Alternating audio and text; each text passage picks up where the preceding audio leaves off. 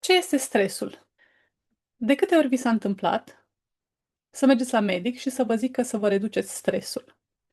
Mie mi s-a întâmplat asta acum 10 ani, când am fost diagnosticată cu anxietate generalizată. După acel diagnostic, m-am întors acasă și deși mă simțeam rău, simțeam simptomele stresului, nu aveam nicio idee de unde venea acest stres, ce era și ce puteam face. După 10 ani de investiții în educație, cursuri, și mai ales practică, am înțeles ce este, cum se poate gestiona și cum se poate reduce. Iar acum misiunea mea este să împărtășesc cu tine ce am învățat și să descriu o cale, o posibilă cale de vindecare.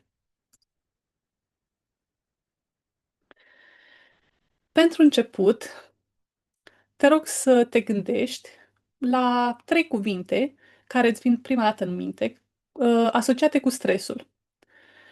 Și te rog să lași în comentarii primele trei cuvinte care îți vin în minte. Pune, te rog, video pe pauză și adaugă-le chiar acum. Iar în continuare, eu am făcut un sondaj de opinie legat de stres și care sunt primele cuvinte asociate și iată ce am descoperit.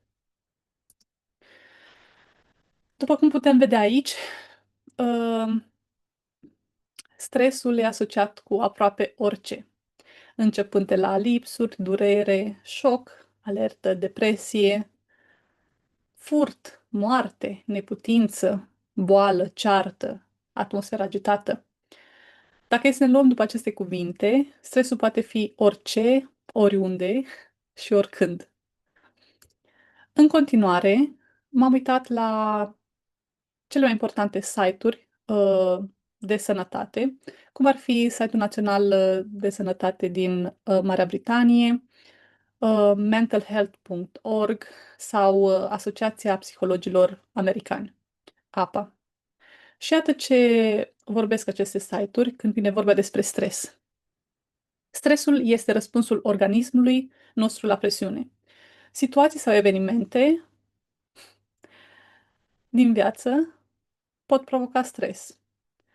Acesta este adesea declanșat atunci când experimentăm ceva nou, neașteptat, care ne amenință simțul de sine sau când simțim că avem puțin control asupra unei situații. Ok? Reacția naturală al corpului atunci când apar schimbări sau provocări. Mm. Răspunsul fiziologic sau psihologic la factori de stres. Aici mi se pare că este un mod circular de a răspunde la stres prin același cuvânt stres. Stresul implică schimbări care afectează aproape fiecare sistem al corpului, influențând modul în care oamenii se simt și se comportă. Bine, stresul este reacția organismului la sentimentul de amenințare sau presiune. Ok, să zicem că este un început. Acum voi încerca să răspund eu pe scurt uh, ce am înțeles că este stresul și practic este răspunsul corpului la un pericol perceput. Aici în imagine avem sistemul nostru autonom, sistemul nostru nervos autonom și mediul înconjurător. Și avem niște antene simbolice, care sunt simțurile noastre, prin care sistemul nervos detectează dacă este în siguranță sau în pericol. Și partea de perceput este foarte importantă pentru că este o trăire personală, o trăire unică. Ceva ce este perceput ca periculos pentru mine, poate fi perceput ca amuzant de tine, poate fi perceput ca uh, relaxant și așa mai departe. Așadar, este foarte important să înțelegem că este o percepție al corpului nostru. Și răspunsul corpului poate fi orice. Poate fi orice reacție, orice senzație, orice emoție, orice acțiune pe care corpul o ia. Și vom vedea puțin mai încolo la ce mă refer. Care sunt posibilele acțiuni, de exemplu. Așadar, insist pe ideea că stresul este o percepție. a ceva ce este peste capacitatea noastră, ce este dificil și sau provocator, prea intens. De asemenea, acest prea este foarte personal. Ce este prea intens pentru mine, pentru tine poate fi prea ușor, prea lejer, prea rapid. Ce e prea rapid pentru mine, pentru tine poate fi prea lent. Ce reprezintă o amenințare, ce este nou și neașteptat, la care corpul nostru poate reacționa prin aceste acțiuni, cum ar fi mobilizare. Când vorbesc de mobilizare, mă refer la faptul că ne mișcăm, ne punem în mișcare. Și această mobilizare poate fi o acțiune neutră. Spre exemplu, am nevoie să cumpăr pâine. Mă schimb, îmi iau portofelul și mă duc la magazin să cumpăr pâine. Nu reprezintă o amenințare, nu este un pericol, nu sunt nici foarte relaxată, nici nu sunt prea amuzată. Așadar, este o acțiune neutră pe care o fac des. Mobilizare. Mă mobilizez. Luptă. Aici vorbim de lupta fizică. Practic, îmi încordez pumnii, strâng din dinți, sunt aproape să, da, să atac pe cineva, să mă protejez. Uh, Este o acțiune care necesită multă energie corpului și uh, da, este o acțiune intensă pe care n-ar trebui o reacție pe care n-ar trebui să avem prea des, ci doar în situații excepționale, când într-adevăr suntem în pericol. De asemenea, fuga. Fuga, pur și simplu, fugim dacă putem. Uh, De asemenea, necesită o cantitate mare de energie, așa că ar trebui folosită doar în cazuri când într-adevăr suntem atacați, când trebuie să fugim, când ceva se întâmplă. Și o altă reacție a corpului, îngheț. Practic este o formă de opusul mobilizării. Stăm pe loc, înghețăm, nu reacționăm. Eventual colapsăm, suntem disociați, nu suntem prezenți în direcția asta. În continuare, îți propun un joc de percepție al corpului tău. Urmează să dau un exemplu de stres, de un exemplu de stresor. Și te rog, în continuare, să îți observi corpul, să observi reacțiile corpului tău la posibile scenarii. Și te rog să lași în comentarii care din scenariile viitoare au fost mai intense pentru tine și de ce și ce senzații ai perceput. Aici la senzații poate fi orice. Poate fi o tensiune, poate ți respirația, poate ți este puțin mai cald. Practic, orice senzație, schimbare de senzație pe care o poți recunoaște, te rog, lasă un comentariu. Și acum să ne uităm la un exemplu de stres. Când vorbim de stres, vorbim de ce capacitate are un organism să reacționeze la ceva. Și când a vorbit în slide-ul anterior de prea mult, prea repede, acel prea este în relație cu capacitatea fiecarei persoane, fiecare.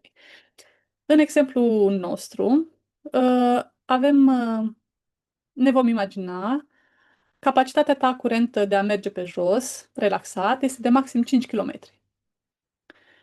Acum, ești cu mașina la țară, lângă o pădure, la munte, să zicem, într-un loc izolat, fără semnal.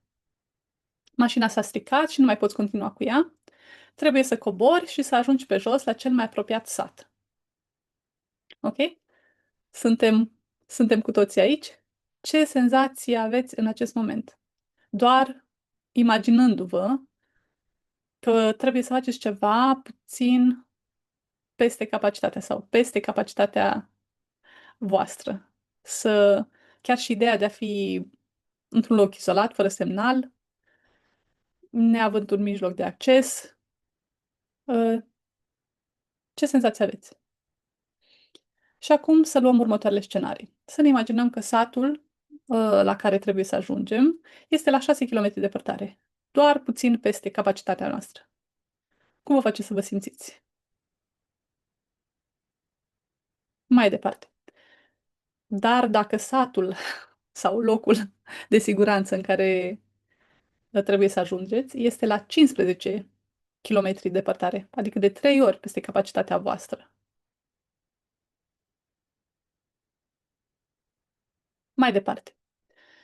Un alt scenariu este că satul este oarecum aproape, 6 kilometri departare, dar afară este noaptea.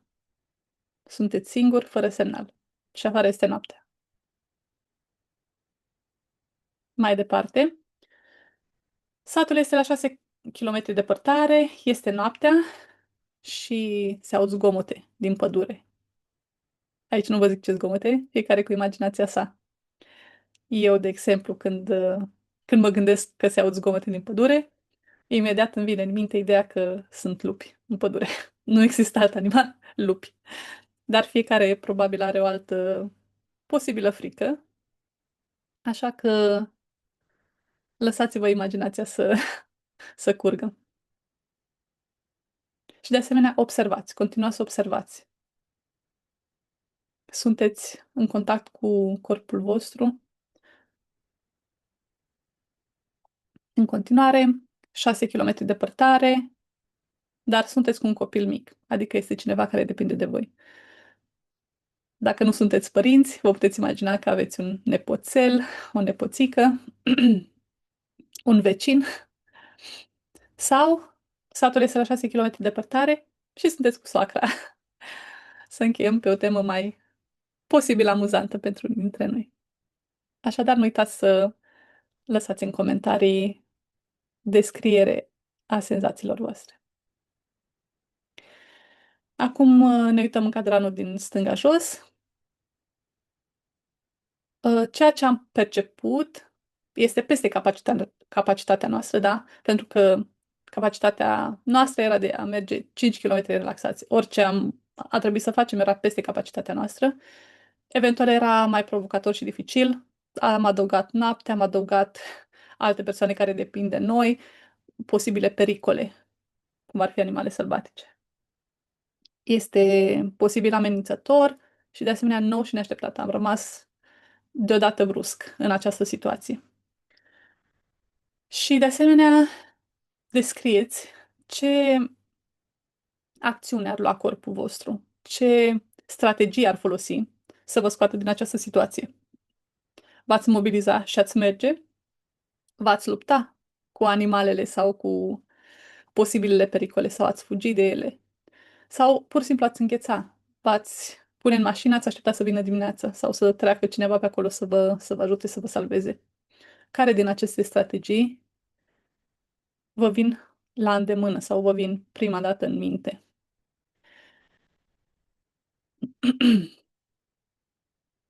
În continuare, ne vom concentra pe partea negativă a stresului. Și anume, în acest scenariu în care suntem izolați, fără mijloc de transport, fără modalitate de a suna pe cineva, și în drumul nostru spre sat, întâlnim un pericol eminent, ceva de care majoritatea oamenilor au frică sau teroare. Și anume, ne întâlnim cu un urs, un animal sălbatic. Și aici, dacă ne uităm la stres și ce percepem, clar este, pentru majoritatea oamenilor, imaginez că este peste capacitatea noastră de a gestiona. Poate dacă ești dresor de urs sau un vânător cu pușca în spate, astea fiind excepțiile, în rest, bănuiesc că pentru toți este un pericol eminent. Este clar dificil provocator, o amenințare, este o senzație intensă și clar neașteptată. Nu te aștepți să vezi ursul des. Și de asemenea, una din acțiuni pe care le putem lua. Însă, să zicem că am depășit acest stres cu bine, suntem în viață, s-a rezolvat într-un mod, cine știe, ne-a salvat cineva, s-a distras ursul cu altceva, suntem bine. Însă, după acest eveniment, rămânem cu una din emoțiile astea sau toate emoțiile astea. Teroare, groază, spaimă, șoc, poate colapsăm, poate evităm în a mai ieși în natură sau în orice loc puțin mai izolat. Retrăim periodic acest episod această frică, această întâlnire. Poate ne rigidizăm, poate ni se schimbă total respirația, ni se schimbă ritmul vieții, ni se schimbă. Sunt posibile foarte multe scenarii în funcție de percepția fiecărei persoane. Și de asta zic că acest stres poate fi negativ sau perceput ca negativ datorită urmărilor pe care majoritatea persoanelor bănuiesc că le-ar avea. În continuare, să ne uităm și la stresul pozitiv. Avem următorul scenariu. Ești un elev în clasa 1. Ai învățat deja să scrii și să citești două litere, să zicem litera A și litera E, și acum învățăm o a treia literă, M. Și să ne uităm puțin la ce percepție are în general un astfel de elev. Să zicem că nu este, că este un mediu sigur, știu și povești sau fiecare are și câte o poveste neașteptată de clasa 1, dar majoritatea, să zicem, în majoritatea cazurilor este un mediu de suport, o ai pe învățătoarea care de multe ori este empatică, te ajută, nimeni nu se așteaptă la foarte mult de la tine, nici măcar tu, dar să înveți o nouă literă, având în vedere că deja știi două, este oarecum este oarecum ceva nou, neașteptat, n-ai mai auzit de litera M până acum, dar un stresor mic pe care tu îl poți duce, pe care îl poți gestiona.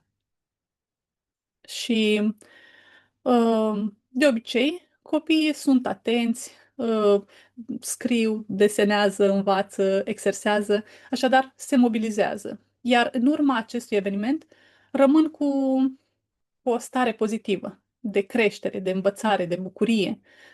Sunt satisfăcuți, au mai multă autonomie și libertate. Deci, practic, este într-adevăr un mic stres, dar rezultatul stresului este pozitiv. Așadar, stresorul poate fi văzut ca un stresor pozitiv, comparând cu, comparându-l cu celălalt stres care poate fi traumatizant. Și acum, o preconcepție comună despre stres este că reacția corpului se activează la stres și încetează când stresul a dispărut. Uh, Dacă ne gândim din nou la exemplul anterior cu ursul, cel mai probabil e că asta nu este adevărat. Deși ursul a plecat din peisaj, nu mai suntem în prezența lui, este foarte probabil să rămânem cu urmări. Sau majoritatea persoanelor să rămână cu urmări, să rămână cu poate coșmaruri, frică exagerată, spaimă. Pe când, dacă vorbim de stresul pozitiv, este foarte probabil că atât timp cât stresorul este activ, adică avem nevoie să învățăm o nouă literă, suntem activați, mobilizați, dar din moment ce stresul a dispărut, noi ne putem relaxa, liniști, calma. Oricum, în general, vom continua această discuție pe baza stresului negativ și ce efecte poate avea. Așadar, această preconcepție rămâne, în sensul că voi demonstra în continuare prin videourile ulterioare că stresul nu este ceva care vine și pleacă atunci când stimulii externi apar și dispar. În încheiere, ce am acoperit aici despre stres, asocieri comune ale stresului, cuvintele pe care le-ați spus voi și pe care le-am le-am descris aici, câteva definiții ale stresului. Am făcut și un exercițiu neurosenzorial, adică ne-am simțit corpul în timp ce aveam acest exemplu de stres. Am văzut puțin diferența între stres pozitiv și negativ și o preconcepție comună pe care ulterior o voi dezbate. Cam atât pentru acest video. Ne auzim în următorul.